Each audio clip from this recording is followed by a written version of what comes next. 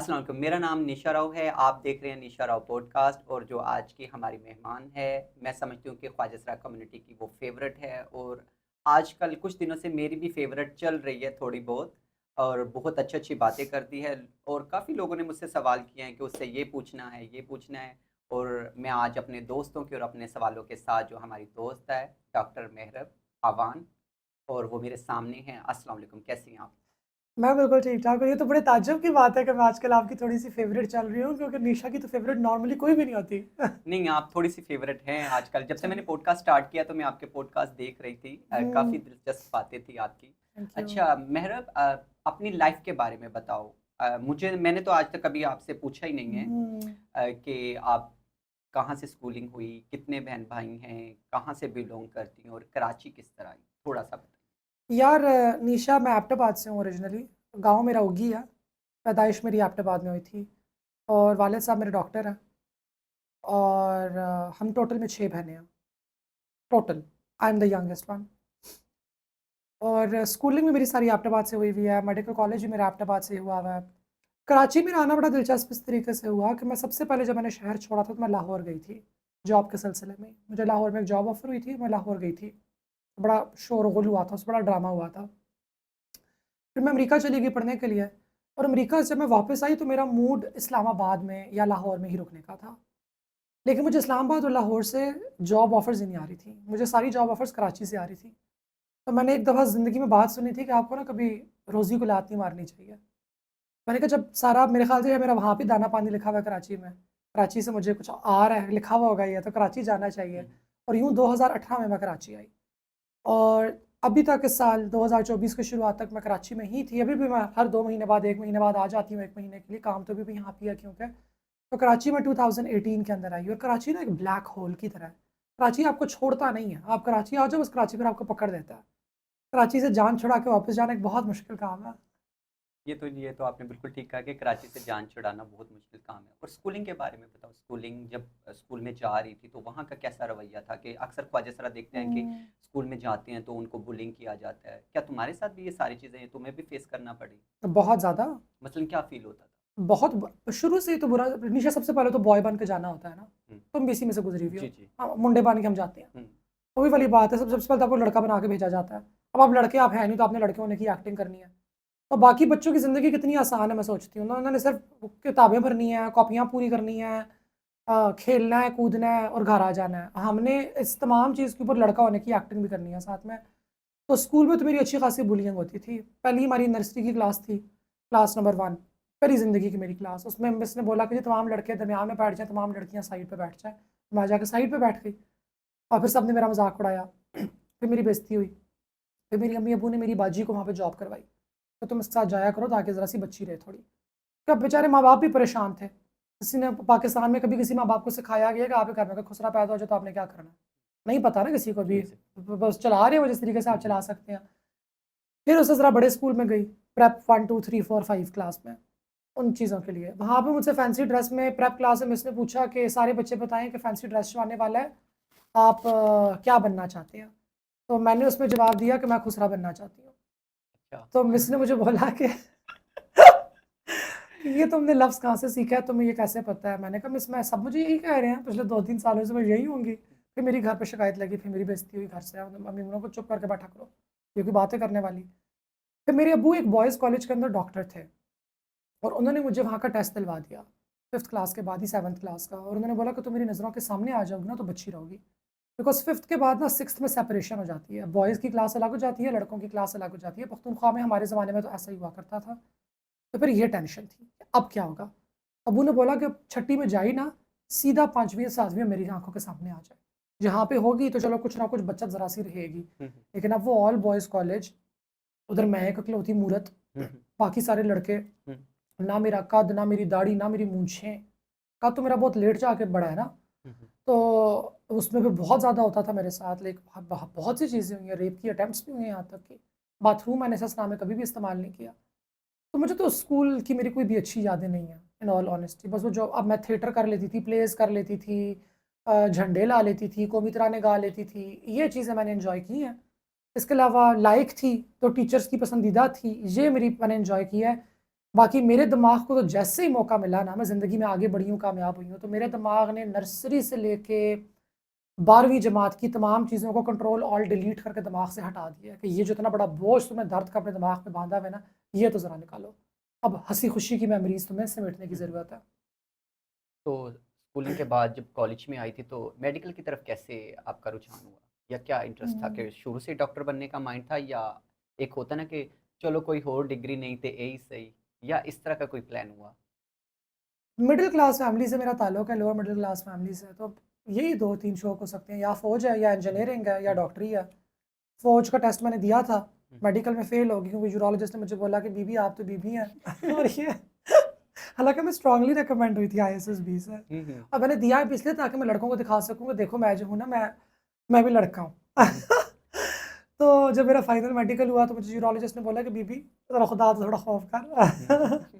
अच्छा, कभी ऐसा होता है कि फेक एक्टिंग करना पड़ी लड़का बनने के लिए? जैसे अक्सर मुझे भी करना पड़ता है फैमिली में माँ-बाप के सामने अ, उनको दिखाने के लिए कि लड़का हूँ मैं और मैं लड़कों वाली एक्टिंग कर रही हूँ। क्या ऐसा ऐसा करना पड़ा घर पर आपको भी? घर में तो घर ही था, तो घर हुँ, में तो ये प्रेशर होते हैं आपके ऊपर, लेकिन अब तो ये वाली बात बिल्कुल भी नहीं है। मैं इसी तरह हूँ, मैं घर में भी इसी तरह जाती हूँ, मम्मी-अब्बू से शी, हर कह के बात करती हूँ, यानी कि मैं आ रही हूँ, मैं जा रही हूँ। हुँ, अ, अम्मी-अब्बू भी अक्सर इसी तरीके से बात करते हैं। अब्बू भी कह देते होते हैं कि मेरी बेटी आएगी तो वो ये करेगी, अम्मी भी ऐसे ही कह देती हैं। उनको तो पता भी है, वो बचपन में सपोर्टिव भी थे मेरे हुँ, हुँ, काफ़ी ज़्यादा।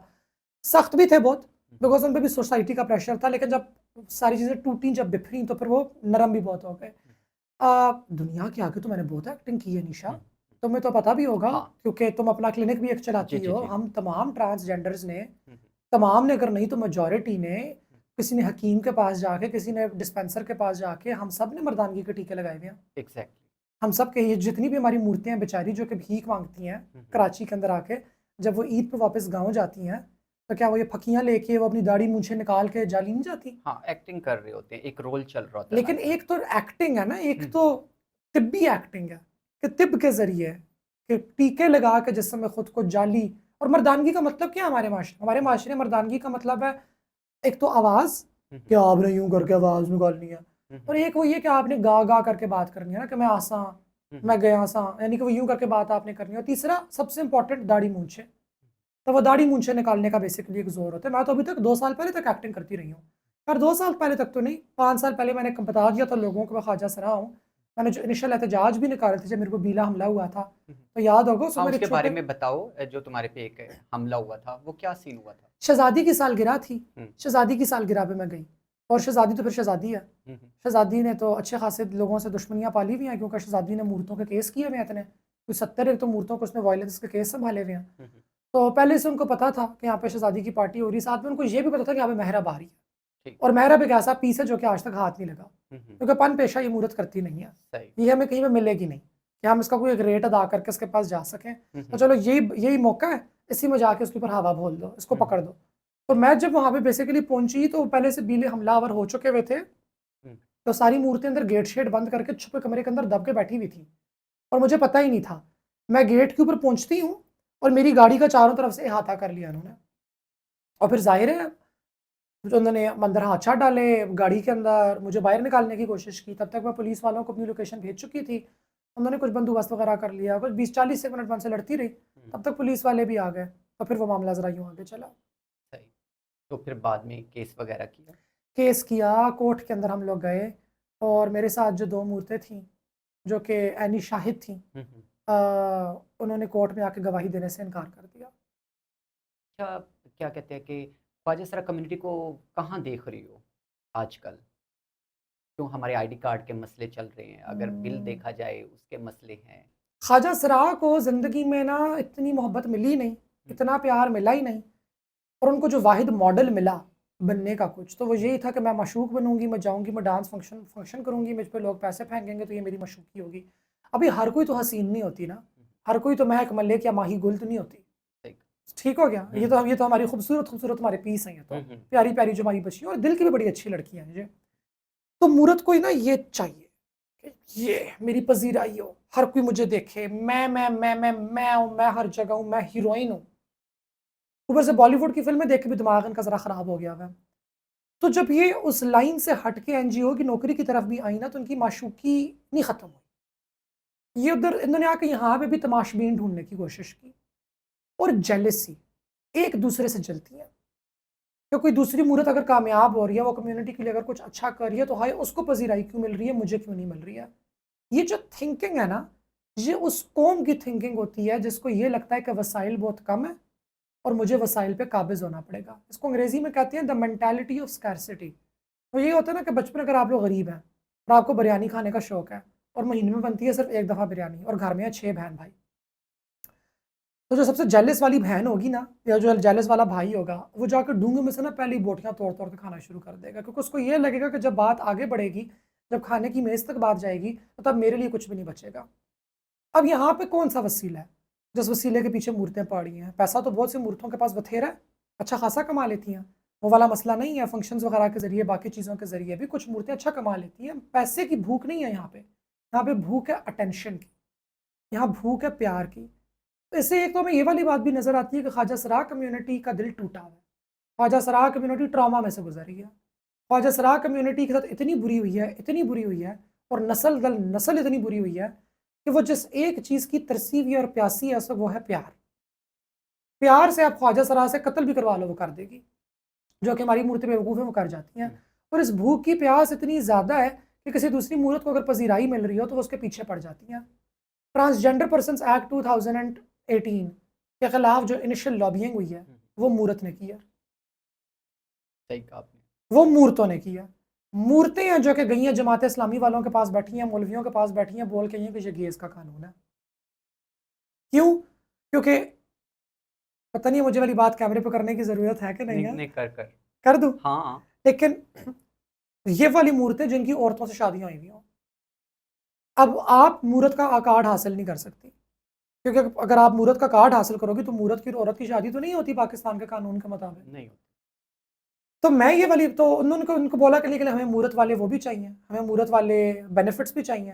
तो बीबी मेरी बात सुनो, अगर मूरत होते हुए तुमने शादी की ताकि तुम दुनिया को ये दिखा सको कि तुम मर्द हो, मूरतें शादी क्यों करती हैं?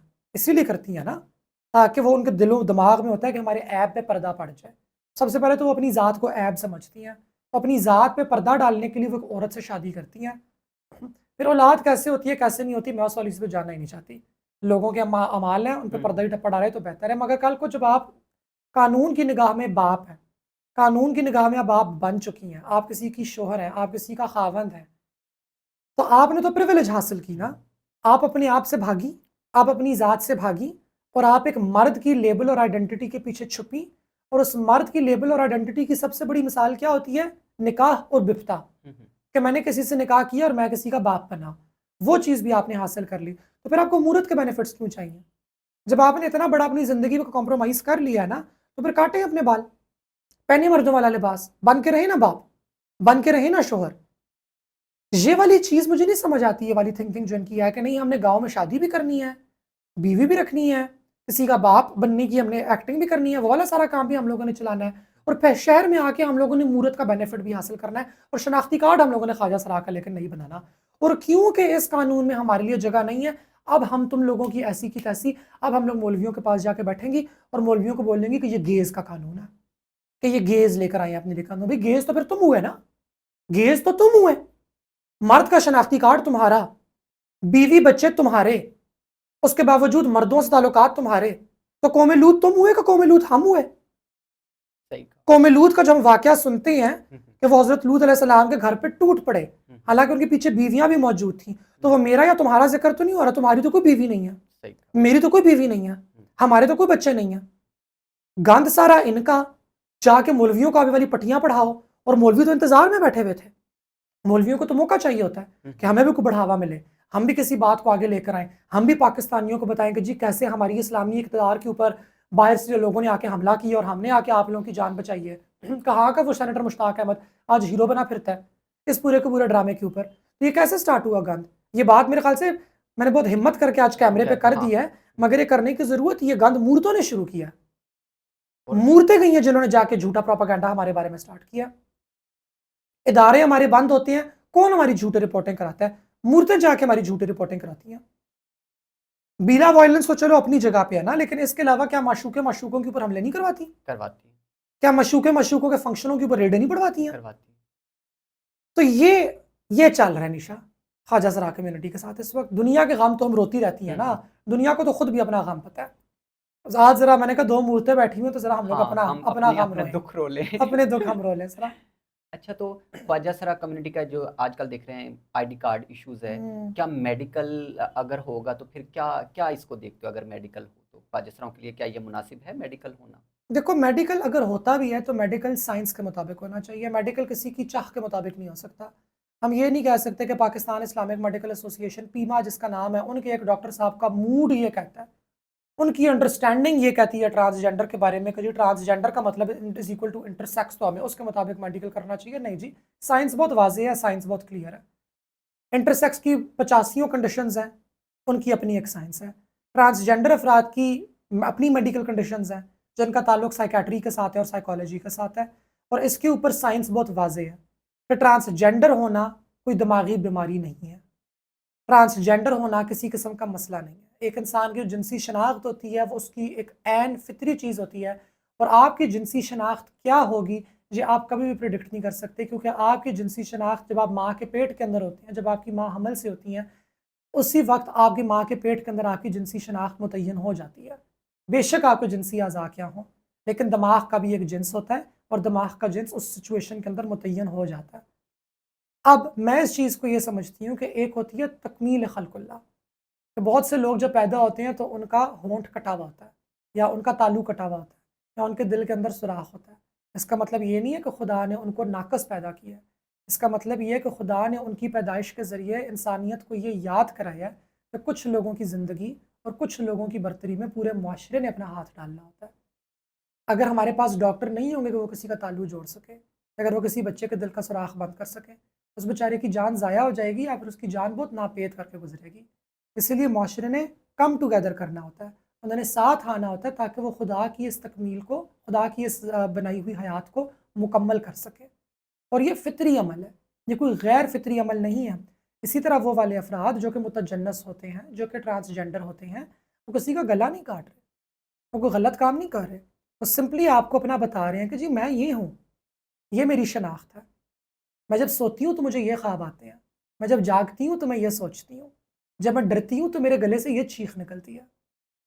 मैं तमाम चीज़ों से ऐसी हूँ, और आपके मुआशरे के बनाए हुए जो ज़नानगी और मर्दानगी के असूल हैं, उसके अंदर मैं इन असूलों को फ़ॉलो करना चाहती हूँ, आप मेरी मदद करें। और तिब के ज़रिए, सर्जरी के ज़रिए, मेडिसिन के ज़रिए अब वो काम मुमकिन है। तो मैं तो इसको इस तरीके से देखती हूँ। अगर मेडिकल आता है तो वो मेडिकल बहुत फेयर ग्राउंड्स के ऊपर होना चाहिए, और अगर आप इन फेयर ग्राउंड्स के ऊपर मेडिकल नहीं रख सकते, तो फिर मेडिकल रखने की ज़रूरत नहीं है। दूसरा मैं निशा ये भी देखती हूँ कि मर्द और औरत का भी तो मेडिकल नहीं होता। सही कहा, मर्द और औरत का भी तो कभी मेडिकल मेडिकल नहीं नहीं होता है, है ना। तो फिर ख्वाजा सराओं का क्यों तो ज़रूरी ख्वाजा है? सराओं का ज़रूरी क्यों है? और अगर मेडिकल रखना सिर्फ इसलिए ज़रूरी है क्योंकि आप ये कह रहे हैं कि बहुत से मर्दों ने औरत का शनाख्ती कार्ड हासिल करके तो मर्दों के साथ निकाह कर लिए हुए हैं, तो उस जिस मर्द के साथ उन्होंने निकाह किया उस घर वाले अंधे थे। पाकिस्तान में तो हर किसी के वलीमे के ऊपर अगर आप 400 लोगों को बोटियाँ ना खिलाएं तो लोगों को सुकून नहीं आता। हुँ, हुँ। तो ये पाकिस्तान में कहाँ हो रहा है कि मर्दों ने मर्दों के साथ शादियाँ की हुई हैं और दूसरे मर्दों ने जो है वो औरत का शनाख्ती कार्ड हासिल किया हुआ है। तो ससुराल वाले अंधे थे। यानी कि मैं किसी मर्द को गरारा पे ला के घर ले जाऊँ, मैं बोलूँ कि ये मेरी बीवी है, तो मेरी माँ बाप अंधे हैं, उनको पता नहीं है। तो ये जाहिलाना बातें हैं, सारी झूठी बातें हैं जो कि लोगों ने बनाई हुई हैं सारी, इनका हकीकत से कोई ताल्लुक नहीं है। और अगर आप वाकई में, अगर आपको इतनी बड़ी टेंशन है कि मर्द औरतों का शनाख्ती कार्ड हासिल करके मर्दों के साथ निकाह कर लेंगे, तो जिस किसी का भी निकाह हो रहा है उनका मेडिकल कराए ना। हमारे तो निकाह नहीं हो रहे, सही, तुम्हारा निकाह नहीं हो नहीं, सकता, हुँ, मेरा निकाह नहीं हो सकता, फिर भी मेरा मेडिकल हो। तो जिनके निकाह हो रहे हैं उनका मेडिकल कराएं। सही, सारा कुछ हमारे ऊपर हाँ, क्यों आ रहा है? निकाह हाँ होता है, जैसे जब हुँ, आप हुँ, निकाह का सर्टिफिकेट दर्ज कराने के लिए जाते हो, तो जाते मेडिकल की रिपोर्ट भी लगाओ, हो ना इनके साथ। हुँ, और ये जो औरतें कहती हैं कि ख्वाजा सराओं का मेडिकल कराओ, मैं इनको वाली बात कहती हूँ कि आप जब बैठेंगी ना डॉक्टर के कमरे में, अपनी टांगें खोल के, और आपकी नाम नहानी के अंदर, निहामंदानी के अंदर आपकी 4 चीज़ें डाली जाएंगी, चेक करने के लिए कि वजाइना मौजूद है कि नहीं है, पेटेंट है कि नहीं है, उस वक्त आपको कैसा महसूस होगा? अपनी ज़िल्लत आप नहीं करवाना चाहती, अपनी ज़िल्लत आप नहीं करवाना चाहती, आप लोग तो मेल डॉक्टर्स के पास भी नहीं जाती, लेकिन ख्वाजा सराओं को हर किसी का कि बरहना किया जाए, नंगा किया जाए, मर्दों के भी किया जाए ना, जिन मर्दों की शादी होने वाली है, उनका मर्दानगी का टेस्ट किया जाए, उसके बाद उनको इजाज़त मिले, फिर मैं देखूँ हमारे मर्दों की चीखें कैसे निकलेंगी। नंगा सही, करवाने की बारी आती है, इनको हम खुसरे नज़र आते हैं कि इनको पकड़ो और इनको नंगा करो।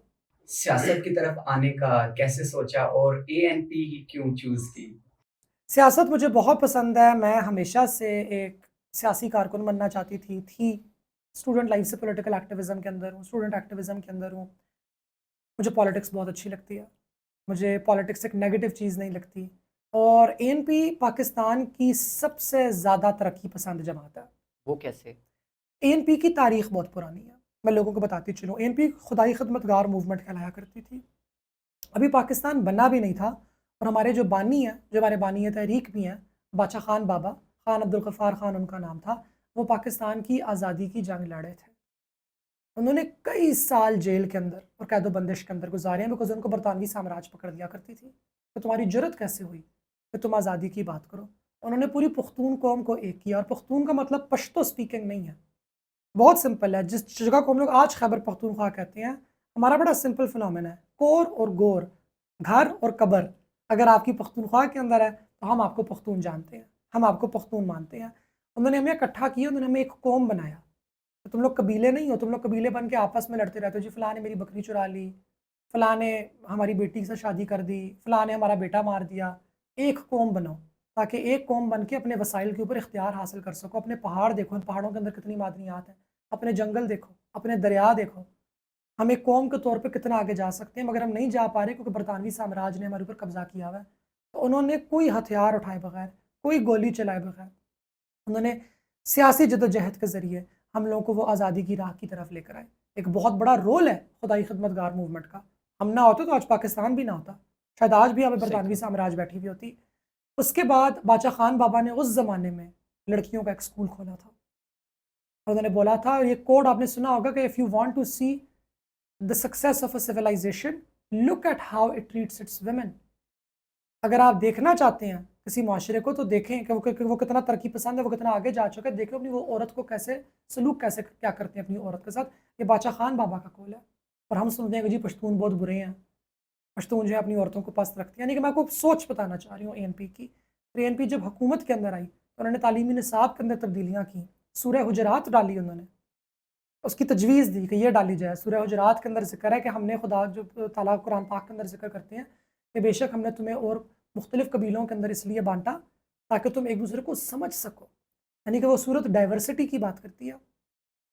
इन्होंने हमारे तालीमी निसाब के अलावा तालीमी निज़ाम को बेहतर किया। आपको याद है 2-2 साल की हुँ, डिग्रियाँ हुँ, होती हैं, हुँ। बीएससी, बीए, इन्होंने ये ख़त्म कर दी। इन्होंने बोला कि डिग्री कॉलेज के अंदर भी अब 4 साल का बीएस का प्रोग्राम ऑफ़र किया जाएगा।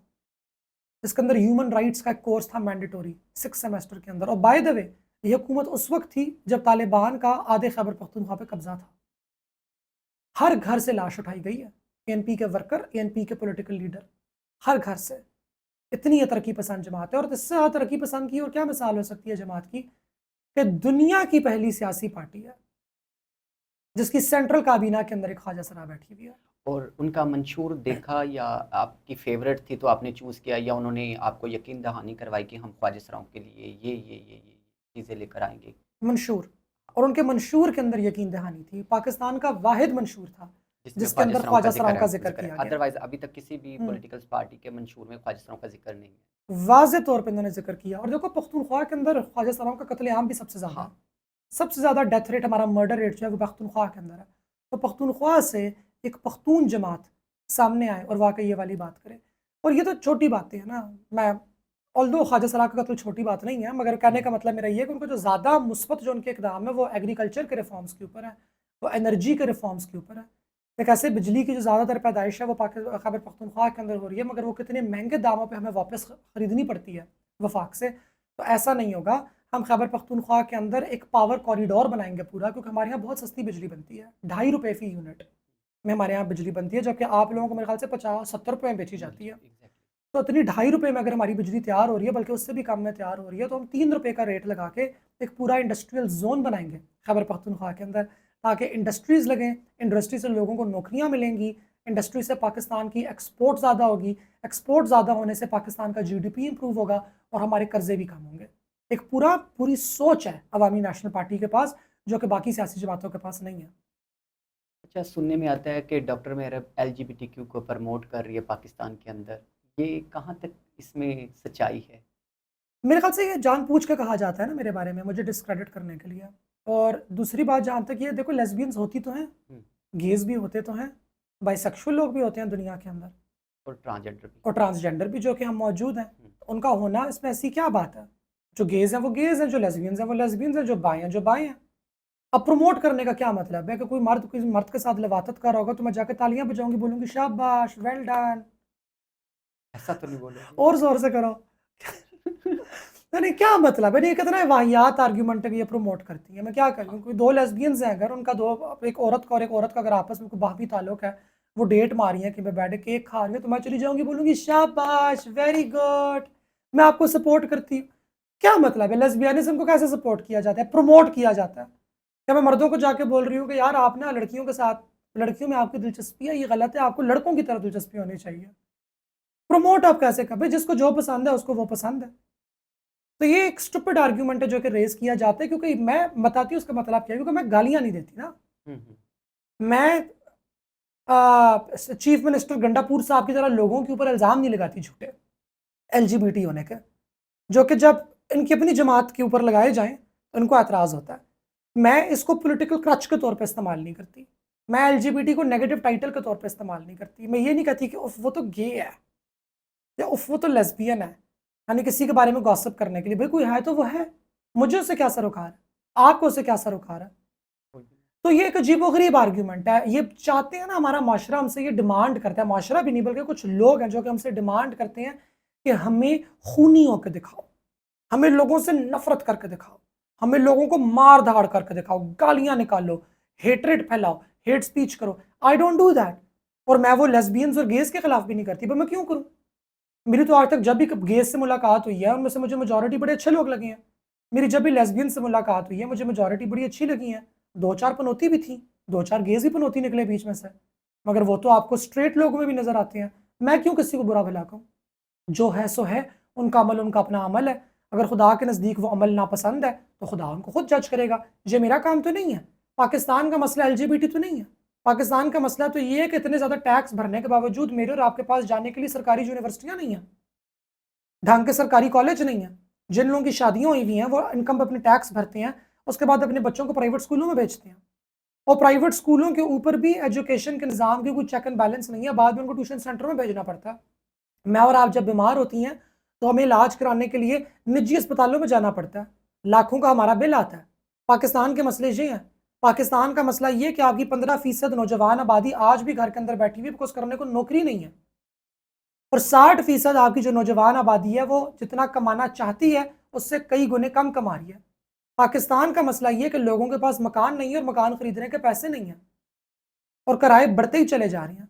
पाकिस्तान का मसला ये है कि आपके यहाँ पानी खुश्क होने वाला है और 2050 के अंदर आपके पास एक कतरा भी पानी का नहीं बचेगा। पाकिस्तान का मसला ये है कि पाकिस्तान को जितनी एनर्जी की ज़रूरत है, उतनी एनर्जी पाकिस्तान पैदा नहीं कर रहा, और जब पैदा कर रहा है, तो उसको फजूल के बिल भरने पड़ रहे हैं आईपीपी के ज़रिए। पाकिस्तान का मसला ये नहीं है कि अब्दुल्ला और शकूर कमरे के अंदर लगे हुए थे, या नीलोफर को नीलम पसंद है, उसको नुमान पसंद नहीं है। मसला ये, मैं इस चीज़ की बात करती हूँ, कहते हैं कि नहीं आप लोग, मैं क्यों गाली निकालूँ? मैं गाली नहीं निकालूंगी। मुझे लोगों के बेडरूम और लोगों की ज़ाती ज़िंदगी में घुसने की ज़रूरत नहीं है। ना मैं पहले कभी घुसी हूँ, ना मैं आइंदा कभी घुसूंगी। जो लोग औरों के बिस्तरों के नीचे रहना चाहते हैं, आप लोग वहाँ पे ही रहें। अच्छा, देखते हैं कि सोशल मीडिया पे आपको बहुत ट्रोल किया जा रहा होता है। क्या उससे आपकी मेंटल हेल्थ मुतासर होती है? बहुत ज़्यादा। क्या फ़ील होता है जब आप देखते हो कि आपकी पिक्चरों के साथ अजीब-अजीब से जुमले कसे जा रहे होते हैं? हम्म। तो वो देखकर या पिक्चर्स देखकर या सुनकर कैसा फ़ील होता है? निशा, ऐसे लगता है ना, ये कि आपसे आपकी ज़ात का हिस्सा छीना जा रहा है। कि आप तो आप हैं, आपकी ज़ात आपकी ज़ात है, आपकी ज़िंदगी, आपका पास्ट है। लेकिन अगर मैं आप ही की ज़िंदगी को आप ही से ले लूँ, और उसको आपकी ज़बानी नहीं बल्कि अपनी ज़बानी बयान करूँ, कि मैं तुम्हें बताऊँगी कि निशा दरअसल क्या है। मैं तुम्हें बताऊँगी कि निशा दरअसल 10 साल पहले क्या कर रही थी, या क्या कह रही थी। और उधर निशा बैठी हुई होगी कि तुम्हें बताने की क्या ज़रूरत है, मैं यहाँ बैठी हुई हूँ और मैं बता चुकी हूँ कि मैं कौन हूँ। नहीं, नहीं, नहीं, नहीं, नहीं, निशा जो बता रही है वो गलत है। मैं, एक अजनबी, जो कि निशा को जानता भी नहीं है, मैं तुम्हें बताऊँगा कि निशा क्या है। भई ये क्या है? ये किस किस्म की लॉजिक है? तो आपको ना अपना आप आउट ऑफ कंट्रोल फ़ील होता है कि ये बात क्या हो रही है? जैसे मेरे बारे में की जाती है अक्सर औक़ात, यानी कि मैं क्या करूँ? हर पॉडकास्ट के अंदर मैं अपनी हकीकत बयान कर चुकी हूँ, हर पॉडकास्ट के अंदर बायोलॉजिकल डिटेल्स अपनी बता चुकी हैं। प्रोपेगेंडा के पॉडकास्ट में, डॉक्टर उसामा काजी के पॉडकास्ट में, यासिर जंजुआ के पॉडकास्ट में, वड़ाइद साहब के पॉडकास्ट में, अभी आसिफ जट के पॉडकास्ट में, you name it, Imran Naushad के पॉडकास्ट में, कितने तो पॉडकास्टों में मैं आ चुकी हूँ, वथेरे, उसामा तैयब के पॉडकास्ट पे भी, अभी टाइम्स ग्लो का आने वाला है उस पर भी, हर जगह बैठ के जी आप दरअसल क्या आप मर्द हैं औरत हैं कि ख्वाजा सरा हैं, आप हमें बताएं, और मैं सवाल का जवाब देती हूँ। उसके बावजूद जानबूझ के ट्रोलिंग, और ट्रोलिंग किस लिए, किस लिए आप मेरी ट्रोलिंग कर रहे हैं? आप मुझसे नफरत करते हैं, इसलिए आप ख्वाजा सराओं से नफरत करते हैं और आपको मैं एक ईजी टारगेट मिल गई हूँ, उसे चले कर लें। आप क्या करना चाह रहे हैं? आप माशरे के अंदर फटकार ही डाल रहे हैं। लेकिन साथ ही मुझे निशा ये भी नजर आता है कि मेरी ट्रोलिंग कभी भी अनप्लान्ड नहीं होती। मेरी ट्रोलिंग हमेशा तब होती है जब मैंने सियासत के ऊपर कोई बात की होती है, जब मैंने किसी सियासी शख्सियत पर तनकीद की होती है, या मैंने टैक्सेस की बात की होती है, या मैंने मिलिट्री इस्टेब्लिशमेंट की बात की होती है। ये जो होली ट्राइक है, मैं जब भी इनमें से किसी को टारगेट करती हूँ ना, इमीडिएटली मेरी ट्रोलिंग होना स्टार्ट हो जाती है, हमेशा। इस दफ़ा भी यही हुआ है। अब ये पुख्तूगल के नाम से कोई पेज है और इंसेन टाइप राइडर के नाम से कोई पेजेस हैं, वही वाली बातें निकाली जा रही हैं। क्यों? क्योंकि उससे कुछ बजट का सेशन आया, बजट के सेशन के अंदर मैंने उससे बातचीत किया, उन्होंने इमीडिएटली मेरी तस्वीरें निकाल के ये बात करनी शुरू कर दी है। तो अब ये भी देखो निशा के पाकिस्तान के अंदर मजहबी नकाद और नकात को हमेशा एजेंडे के तौर पर इस्तेमाल किया जाता है। आपकी आम आवाम से जब भी आम आवाम का लीडर निकल के सामने आएगा या सामने आएगी और वो आम आवाम के मसले पे बात करेगी, वो वसाइल की मुनसिफाना तकसीम के ऊपर बात करेगी, वो मुल्क में अमन व अमान की बात करेगी, वो हल्के इक़्तिदार में जो लोग बैठे हुए उनकी तरफ उंगली उठाएगी, उसकी ट्रोलिंग शुरू हो जाएगी। ये बाकायदा एक प्रॉपर प्लानिंग के तहत ये वाला सारे का सारा काम किया जाता है। तो मुझे इस बात का भी अच्छी बखूबी अंदाज़ा है कि ये एवं ही किसी हवाइयाँ ये लोग नहीं उड़ा रहे हैं, ये हमेशा इस वजह से करते हैं ताकि मुझे एक दीवार के साथ लगा सकें। अच्छा, बहुत से लोग मुझे भी कहते हैं, आपको भी कहते होंगे कि ख्वाजा सरा बहुत ज़्यादा सेक्स कर रहे हैं, तो आप लोग इनको मना क्यों नहीं करते? हम ख्वाजा सराओं को जॉब्स देना चाहते हैं, ये जॉब्स नहीं करना चाहते, क्या हिकमत अमली होनी चाहिए इसके लिए? देखो 2 बातें हैं, सबसे पहले तो मैं ये बोलूँगी कि ख्वाजा सरा किसके साथ सेक्स कर रहे हैं? एक दूसरे के साथ तो नहीं कर रहे ना। तो आप भी मूर्त हो, मैं भी मूर्त हूँ, हमें पता है हम तो नहीं करते एक दूसरे के साथ सेक्स, हम में तो होमोसेक्सुअलिटी नहीं है। We are not having sex with each other. किसके साथ कर रहे हैं? मर्दों के साथ कर रहे हैं। तो लोग ये क्यों नहीं कहते कि बहुत से मर्द ख्वाजा सराओं के साथ सेक्स कर रहे हैं? ये वर्ड तो सुनने को आता ही नहीं है।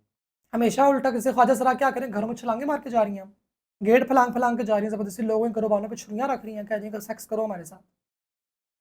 लोग खुद आ रहे हैं और पैसे दे रहे हैं और वो ये कर रही हैं। जिस्म फरोशी दुनिया का सबसे पुराना कारोबार है, पाकिस्तान में भी चालू है। जिस्म फरोशी तो मर्द भी कर रहे हैं, क्या मर्द नहीं कर रहे? कितने मर्द हैं कराची के अंदर, इस्लामाबाद के अंदर, जिनको औरतें पैसे देती हैं और वो उनके साथ जाके फिर करते हैं। तो जिस्म फरोशी की जब भी बात आती है तो नज़र हमेशा ख्वाजा सरा की तरफ और औरत की तरफ ही क्यों जाती है, बाकी उसके अंदर से क्यों इग्नोर हो जाते हैं? और मैं जिस्म फरोशी के हक़ में नहीं हूँ। मेरी इस ओपिनियन से कम्युनिटी के बहुत से लोगों का एतराज़ है और वरना भी बहुत से लोगों का एतराज़ है, और मैं इसलिए जिस्म फरोशी के हक़ में नहीं हूँ बिकॉज़ मैं ये कहती हूँ कि जब एक ख्वाजा सरा के लिए डॉक्टर बनना, लॉयर बनना, इंजीनियर बनना और जिस्म फरोश बनना यकसा तरीके से मुनासिब होगा और चारों से उसको इक्वल इनकम आ रही है, तो फिर मैं मानूंगी कि जिस्म फरोशी चॉइस है।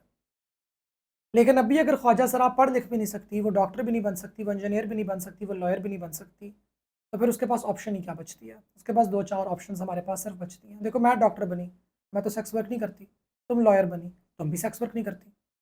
बात यही है ना कि आप जब एक इज्जतदार शोबे की तरफ आते हो, प्रोफेशन की तरफ आते हो, तो आप ऑटोमेटिकली उन चीज़ों की तरफ नहीं जाते हो।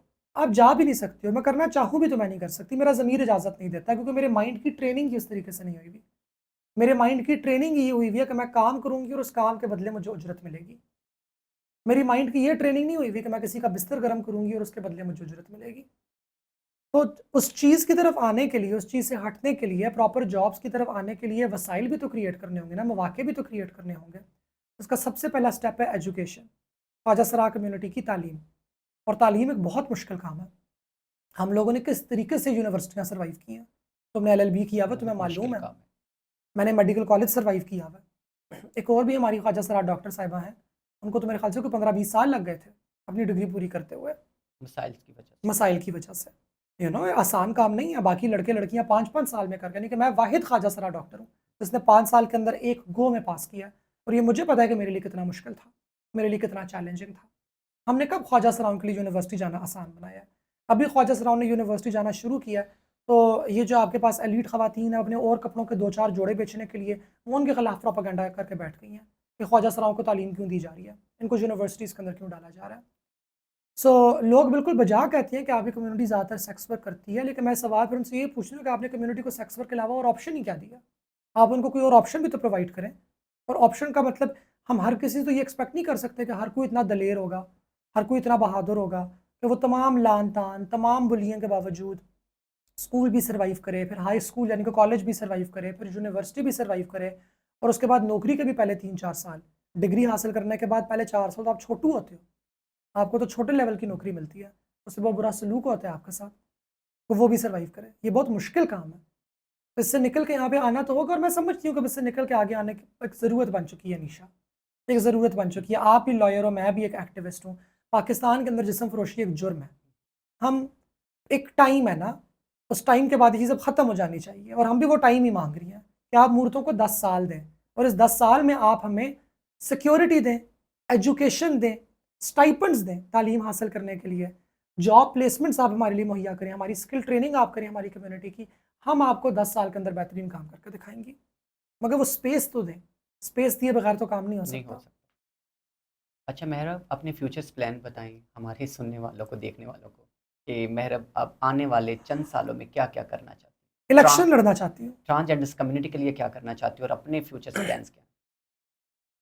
निशा ट्रांसजेंडर कम्युनिटी के लिए मैं 2 काम करना चाहती हूँ और ये 2 काम करने का मुझे बहुत शौक है। एक मैं चाहती हूँ कि एक हम state of the art hospital बनाएँ, जिसके अंदर तमाम तर सहूलियात मुयस्सर हों।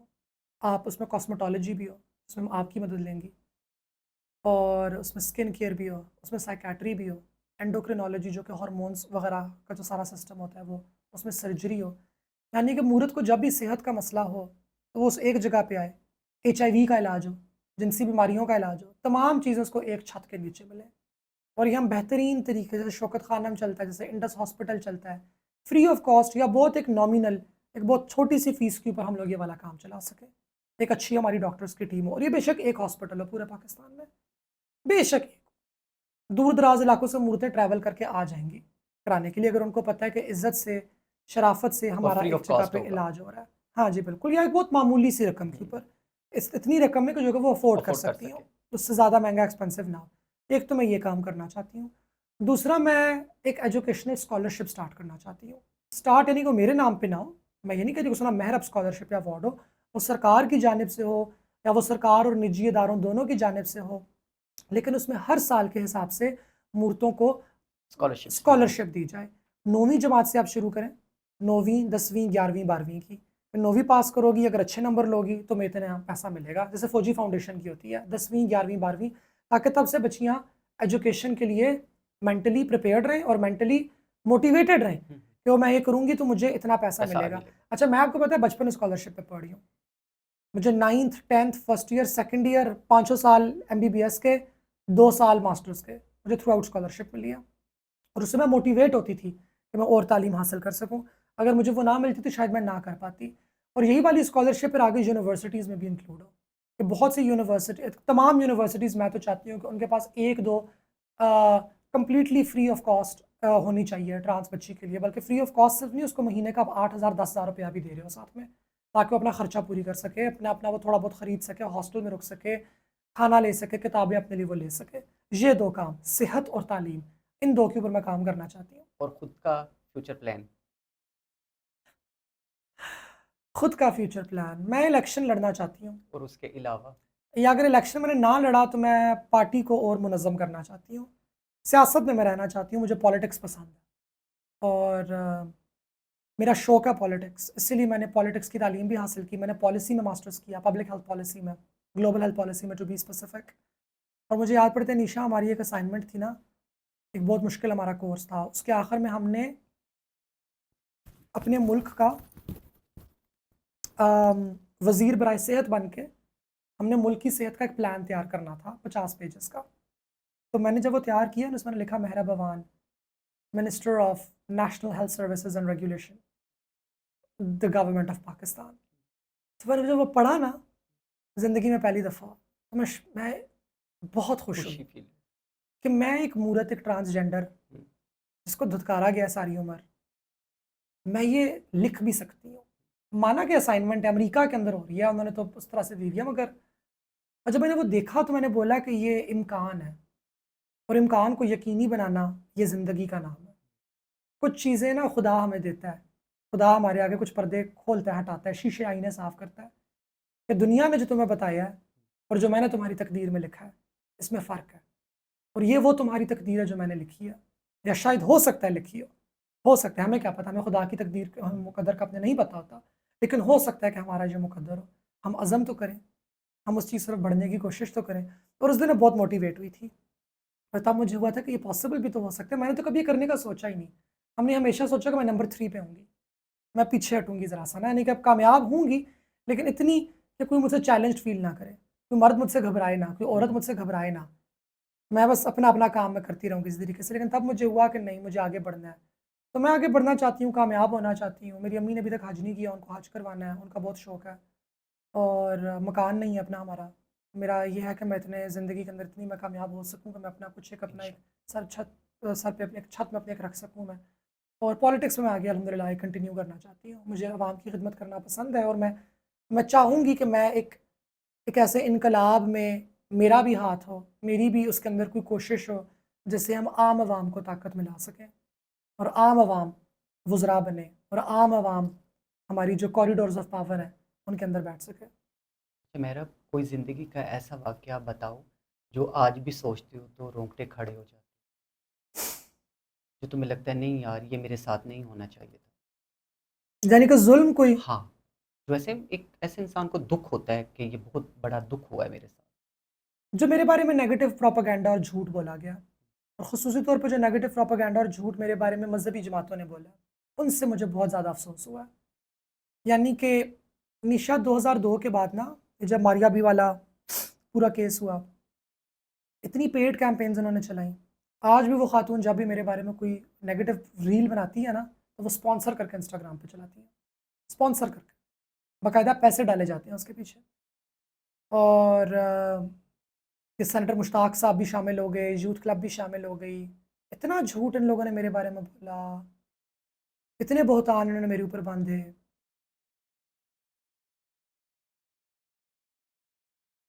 76 ईयर्स मेरी एज थी फ़ादर की उस टाइम पे, और काफ़ी बीमार हैं, 3 दफ़ा उनको हार्ट अटैक हो चुका है, और मेरे अपने अब्बू के साथ एक बहुत हेल्दी रिलेशनशिप है, और मेरी अम्मी भी काफ़ी बुज़ुर्ग हैं। उनको भी एंग्ज़ायटी का भी प्रॉब्लम रहता है उनको, लेकिन उनको एज़मा भी है बहुत ज़माने से। एज़ अ रिज़ल्ट उनको ब्रीदिंग का भी अक्सर औक़ात मसला रहता है, और वो बहुत डर जाती हैं। वो अम्मी सादी सी है ना, माँ सादी होती है। सादी सी मेरी माँ है बेचारी, बचपन से सारा डर-डर के उन्होंने गुज़ारा कि भी मेरी औलाद की वजह से, यानी कि मेरी वजह से, जो मैं उनकी औलाद हूँ। तो जब ये सारा काम हुआ ना, तो ये लोग मेरी अम्मी-अब्बू के पीछे पड़ गए, बाकायदा। यानी कि वीडियो कैमरा लेके, उनको फ़ोनें आ रही हैं, उनको कॉलें आ रही हैं कि आप हमें इसके बारे में स्टेटमेंट दें।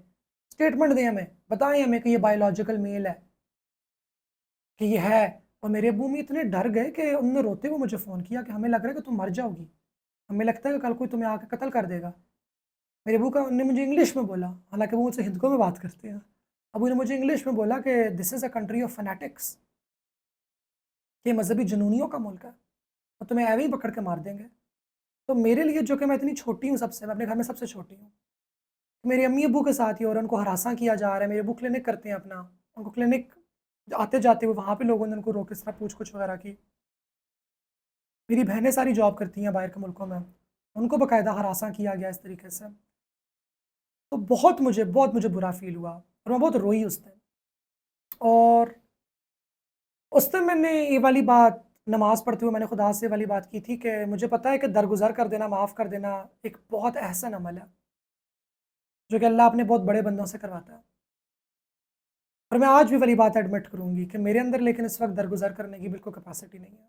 क्योंकि जिस तरह से ये किया गया, जिस तरह मेरे बूढ़े माँ-बाप को हरासा किया गया, ब्लड प्रेशर उनका शूट हो गया, वो बीमार हो गए, और इधर मेरी जान को ख़तरा पड़ा हुआ था, और उधर मुझे उनकी जान की टेंशन पड़ी हुई थी। क्यों? क्यों? सिर्फ़ इसलिए क्योंकि आपको शोहरत चाहिए थी। आपने अपने नंबर बढ़ाने थे। आपने बहती गंगा में हाथ धोने थे, तो आपने ये वाला काम कर दिया। That was very disappointing. मेरा लास्ट में क्या मैसेज देना चाहोगी ट्रांसजेंडर कम्युनिटी को और सोसाइटी को? दिल बड़ा करें। ट्रांसजेंडर कम्युनिटी को मैं ये कहना चाहूँगी कि माशरा हमें बहुत नीचा दिखाता है। माशरा हमें बताता है कि तुम ये नहीं कर सकती। और जब हमने सारी उम्र ये सुना होता है कि तुम ये नहीं कर सकती, तो हमारी अपने अंदर से खुद एतमादी ख़त्म हो जाती है। हमारे अपने अंदर से फ़ेथ ख़त्म हो जाता है। And we retire ourselves to a life of misery, कि जी बस यही मेरी ज़िंदगी है और मुझे इसी तरीके से आगे गुजरना है। आप किसी ऐब के साथ पैदा नहीं हुई। आपको खुदा ने नामुकम्मल या अधूरा पैदा नहीं किया। आपको खुदा ने आपके ज़िम्मे में गुनाह नहीं डाले। ये तमाम बातें जो आपको सुनाई जाती हैं कि आप ख़ताओं का पुतला हैं और आपकी आप एक गुनहगार हैं, आप ज़ानी हैं, और इसी का तमाम जो ये इसी की तमाम नेगेटिविटी है जो कि आपको इस दुनिया के अंदर माशरे के अंदर फ़ेस करनी पड़ी है, ये तमाम बातें माशरे की मुखालते हैं।